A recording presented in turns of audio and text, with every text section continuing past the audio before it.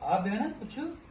तव्हां ड्रामा कया, एक्टिंग कई, फिल्मूं ठाहियूं, हर शइ कई, शाइरो शाइरी कई, तव्हांखे कॾहिं कंहिंसां इश्क थियो? भेण आस्ते ॻाल्हाए भाॼाई न ॿुधी वठे। अदा भाॼाई कोन ॿुधंदी, ओ पंहिंजे कमकारनि में लॻी पई आहे, तूं मूंखे ॿुधा। धी ॿुधो नथी त भितनि खे बि कन हूंदा आहिनि ऐं वॾी कन जी सरली आहे, ईअं न त काथों सड़ाट ॿुधी वठे पोइ। पोइ छा थी वेंदो? हरू भरू भाॼाई खाए तो ड्रिजे थो। ॿुधा, मां तुंहिंजी भेण आहियां न? हा मुंहिंजी भेण आहे तूं, मुंहिंजी नंढड़ी प्यारी भेण आहे मुंहिंजी। तूं ॿुधा। बाबा ॿुधायां थो तोखे, ॿुधायां थो।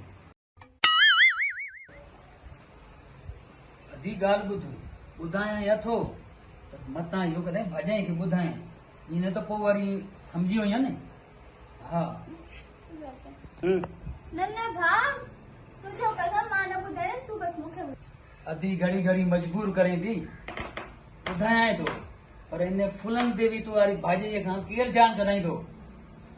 हा ड्रामा बि कयमि, एक्टिंग बि कयमि, फिल्मूं बि कयूं, फिल्मुनि में कम बि कयमि, शाइरी बि कयमि, कलाम बि सुठा सुठा लिखियमि, खोड़ सिंगरनि फनकारनि मुंहिंजा गीत ॻाया आहिनि, मशहूरु गीत आहिनि मुंहिंजा। हा पोइ हिक सां ईअं मिड़ी आंख अटकी वई, उन सां प्यार मोहबत थी वियो, पोइ हलंदा रहियासीं कई साल, उन सां प्यार जो निभाउ सुठो कयोसीं।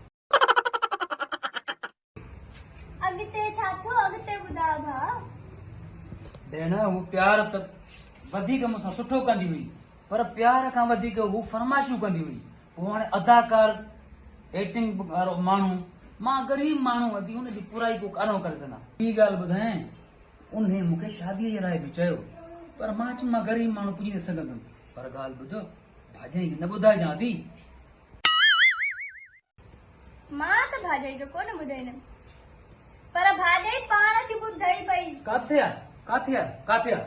बाक़ी रिकॉर्डिंग हींअर तो करे पियो।